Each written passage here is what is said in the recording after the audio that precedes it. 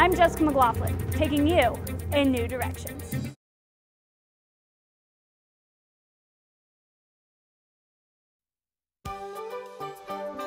Stay tuned. You're watching CTV News, produced for students, by students.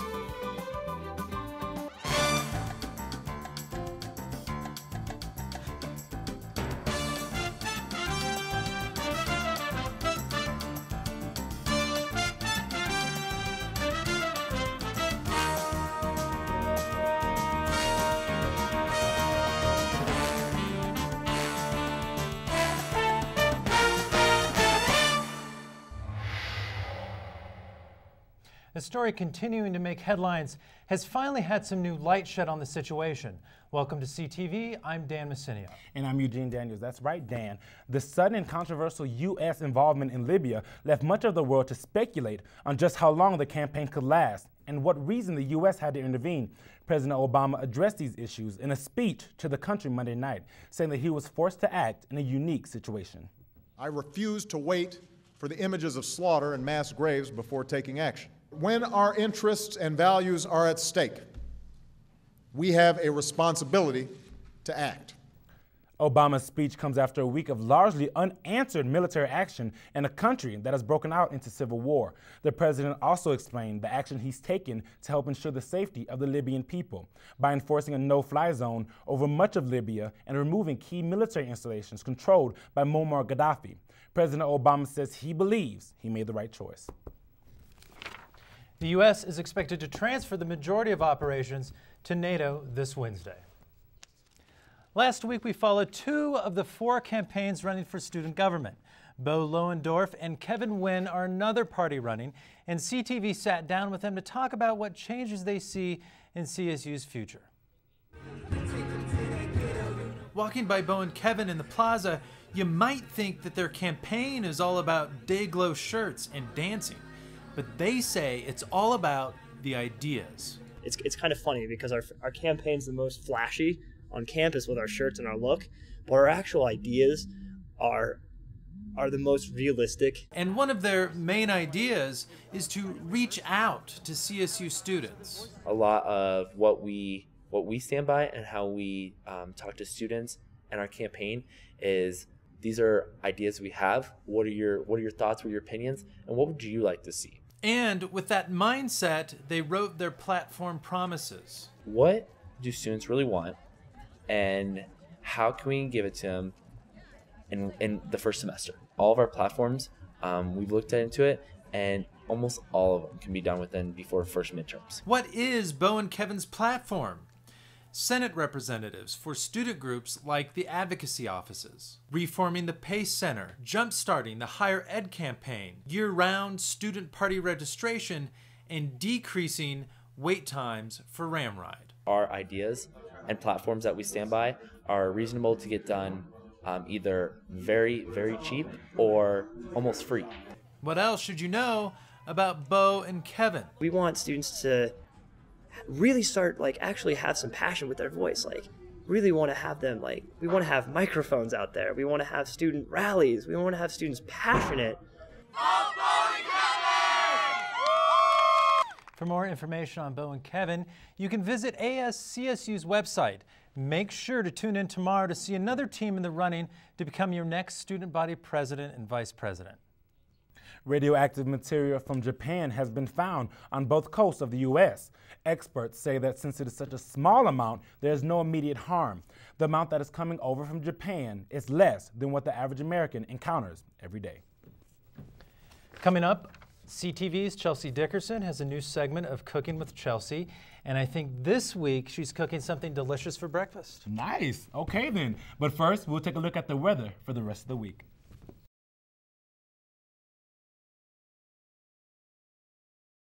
Yes, guys, it's been 3 weeks of campaign promises, campaign signs, and debates. And now it's come down to this moment. Elections Manager Andrew Ives is about to announce the results. And the winners of the 2011 presidential and vice presidential race are, wait one second.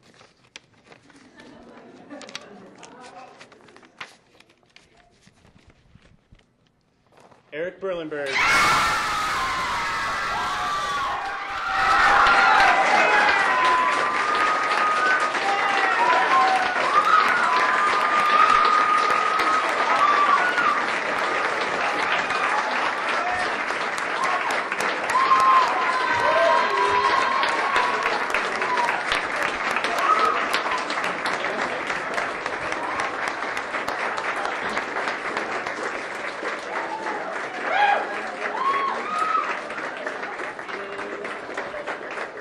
Rachel and Eric, congratulations. So how was that anticipation, waiting for your name to be called? It's pretty bad. I'm not a very emotional person. I was pretty anxious, not going to lie. Just got to keep remembering to It's breathe hard to talk right a now. little bit, yeah. All right. Yeah. Okay. So now that it's over, how does it feel? Really good. I can't wait to sleep in tomorrow. I don't know about. Oh, definitely. God. But the sleep probably isn't going to last long because you start in a few months. Yeah. So how are you going to prepare for that? How are you going to make that transition smooth? Sorry, I'm trying to focus. I mean, I'd like to say that our preparation for this moment here started in October. You know, we've been saying it from the very beginning. We're going to hit the ground sprinting, and nothing has changed as of this moment right now. Yeah, definitely. I think that we're definitely going to start hitting up and student groups and students on campus and trying to solicit their feedback and input from what they want to see from our administration next year, not what Rachel and I want to push. And we're really excited to continue to do that and get student feedback. And as far as campaign promises, which one do you really want to tackle first? Which one is most important for you? I think that's a tough question to answer. I think that there's a lot of them that we need to start tomorrow, really, and get them going and get them all started concurrently, because none of them can really be started before the other. We have too many of them to take time off or wait to start any of them. So Won't be very many vacations this summer is all we can say. A lot of work, but we're excited. No beach for us. Nope. And what would you say to those students? A lot of students turned out this semester to vote, I think almost a record. So what would you say to those students who voted for you? We're here for you. I mean, we're here to do what you all want us to do, not what we're here to do. We're not here to push our own agenda, and we're going to be very true to that throughout our administration going into over 12 months from now. Wow, that's really cool to say. Yeah, we're excited to hit the ground running and do what they want us to do, not what we want. Well, thank you so much. Thank you. Lena and Kelly, your ASCSU President and Vice President-elect. The excitement in here is high, and I think that everybody is excited for Eric and Rachel. Back to you in the studio.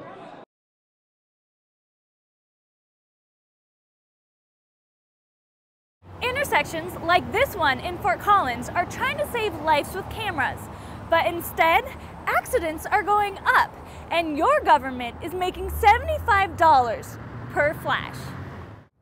A larger than usual solar wind is expected to hit the Earth Thursday night. Find out how your cell phones may be affected.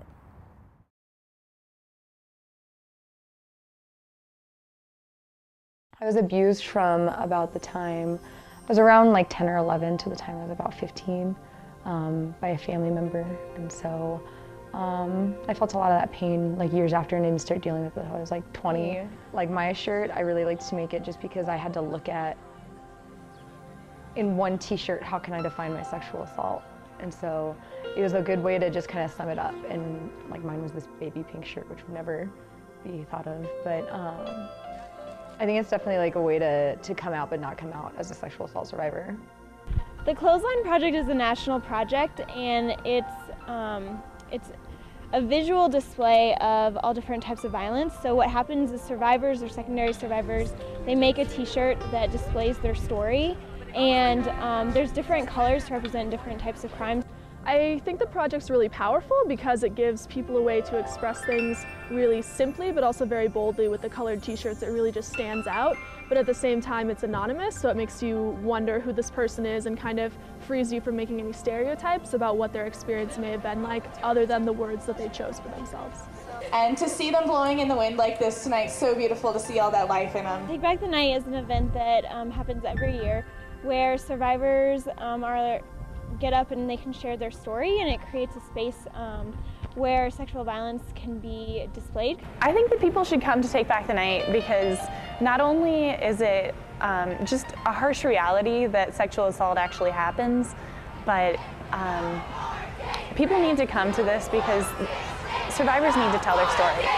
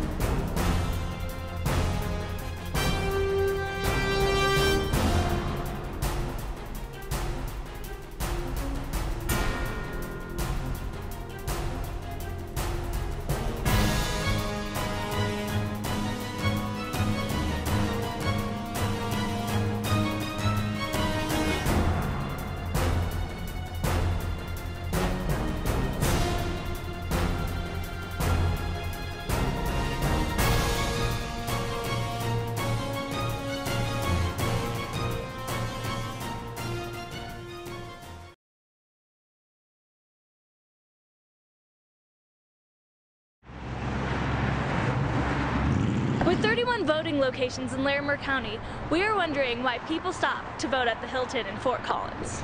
I thought it would be the least crowded area closest to my work. The Hilton is in walking distance to CSU Student Center that held another voting facility. Many were happy for not having to get on campus with all the students to get their voice heard. Access to the voting is a lot easier. I can park and I can walk right in the door. I don't have to pay for parking, or I don't have to climb a bunch of stairs at the Laurie Student Center. I just figured it would be a better use of my time. I could do it quicker here. Not only voters showed up at the Hilton, but concerned citizens trying to promote their party as well. I don't know if I'm going to change any minds, but I just thought I'd come out and do that for a while. Midterm elections are known for having lower turnout rates than presidential elections. So we caught up with candidate Betsy Markey and asked her why she feels it was important to get out and vote. I think it's important for people to vote today because this is our opportunity to have your voices heard. I mean, a lot of people, not happy with what's going on in Washington, around the country, and if you really want to make a difference, you got to get out and vote. This year's midterm elections did have a higher turnout rate than 4 years ago, but many are still left wondering what will happen in the next 2 years with a party-divided government.